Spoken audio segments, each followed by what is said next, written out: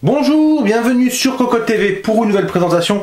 Aujourd'hui, une carte graphique d'exception, la EVGA GTX 680, classifiée d'une carte très haut de gamme, qui coûte relativement cher, mais qui offre des performances tout simplement, théoriquement, époustouflantes, et surtout, un design plutôt stock, vraiment bien foutu, avec un radiateur très gros, comme vous allez pouvoir le constater dans quelques instants. La boîte, la voici, alors on s'attarde dessus. C'est important parce que quand on ouvre la boîte, alors c'est déjà ouvert, on ne le cache pas, on a fait quelques photos déjà, donc ça permet de voir la carte graphique. On voit que ça ressemble à du stock quand même beaucoup plus gros pour le radiateur et aussi pour le ventilateur. On aime ou non, nous on trouve ça vraiment sympa d'avoir un design comme ça reste relativement sobre, le noir, le blanc, le rouge, ça passe partout, et puis stock comme ça paye pas de mine, et quand on l'allume c'est vraiment la claque. Donc la boîte, c'est important parce que quand on l'ouvre en fait nous avons cette petite information ici et aussi de l'autre côté qui indique que si la carte graphique a un problème, ça ne part pas au SAV de la boutique, mais chez EVGA directement, réputé pour avoir un SAV en béton. À l'intérieur, nous avons ceci. Alors voilà, l'autofocus, c'est bon. Tout d'abord, un premier paquet. Alors on ouvre. Voilà, à l'intérieur, nous avons un petit badge EVGA à coller, un adaptateur DVI VGA, et nous avons deux rallonges PCI Express gainées en rouge, c'est de toute beauté. On les laisse comme ça dans les emballages, on n'en a pas besoin théoriquement pour les tests sur lesquels la carte va servir, notamment pour commencer le BitFenix Prodigy en Mini TX que nous testons avec du water cooling. Le test arrive enfin.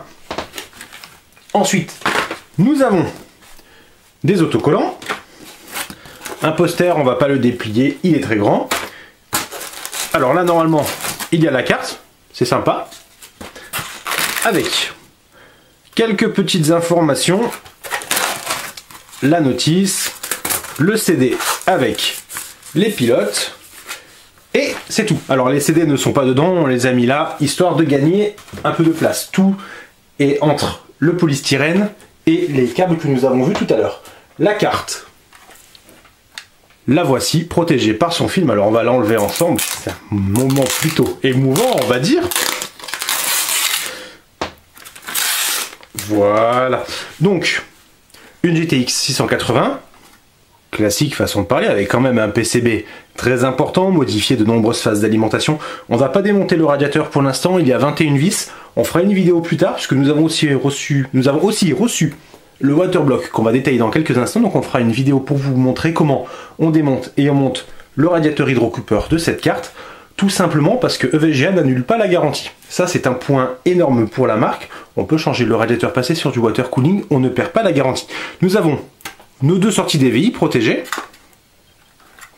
HDMI DisplayPort normalement, le plastique avec un toucher granuleux très agréable. Alors on disait blanc, une fois que le plastique est enlevé, le film de protection, c'est plutôt gris, mais c'est toujours aussi beau avec l'information, la marque, le type de carte, le radiateur ici, donc beaucoup plus gros que sur un stock, on peut le constater, hop, normalement il devrait faire plus que cette distance, donc en hauteur la carte est beaucoup plus grosse, et pour l'alimentation, nos deux connecteurs 8 broches. Le design, donc nous on l'a dit, on aime beaucoup, on comprendra parfaitement que ça ne plaise pas à tout le monde parce que ça reste relativement simple si on compare à une MSI, une Gigabyte ou une Asus par exemple, mais c'est plaisant et ça change vraiment. On va passer au water cooling. Alors on met la carte de côté, voilà. Voilà le radiateur, c'est signé Swiftech. Nous avons de la visserie, des bouchons, une plaque. Là, nous avons 4 embouts de diamètres différents. Alors les diamètres par contre, on ne les a pas en tête. On précisera juste qu'il y a le petit logo EVGA dessus, c'est joli. Et le waterblock en lui-même, donc pareillement protégé par un film plastique des deux côtés. Donc nous sommes sur une solution de refroidissement complète pour la carte, pas que pour le GPU. Donc ici nous avons entrée-sortie, donc on choisira lors de l'installation comment on veut que ça se passe. Là, nous avons une petite prise d'alimentation, qu'on se rassure, il n'y a pas de ventilateur dedans. Tout simplement, ça va s'éclairer à l'avant. On enlève le film de protection. Alors la finition, elle est très bonne. Rien à redire pour l'instant, on verra lors de l'installation si ça se fait bien ou non. Alors on va y arriver, voilà. Donc le radiateur, on y revient, le petit logo Swiftech, encore un film de protection. Voilà, donc là vraiment un produit haut de gamme, on se situe à peu près à 150-160 $. Le waterblock seul, donc vraiment on tape sur du très haut de gamme. La finition, on l'a dit, elle est bonne. Ici, une information qui indique qu'il ne faut pas ouvrir le waterblock sous peine de perdre la garantie. Donc l'installation, 21 vis, ou 23 à peu près, on ne sait plus trop, on l'a dit. Donc ça prendra un peu de temps, on fera un accéléré pour la vidéo. Mais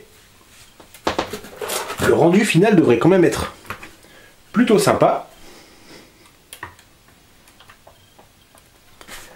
Voilà de quoi se faire une belle configuration water cooling très performante. Alors pour le refroidissement, pour les tests, on verra ce qu'on va utiliser, on ne sait pas trop pour l'instant. On a du radiateur en 120, du radiateur en 140, à voir combien le Prodigy peut accepter et surtout combien les autres boîtiers que nous utiliserons peuvent accepter.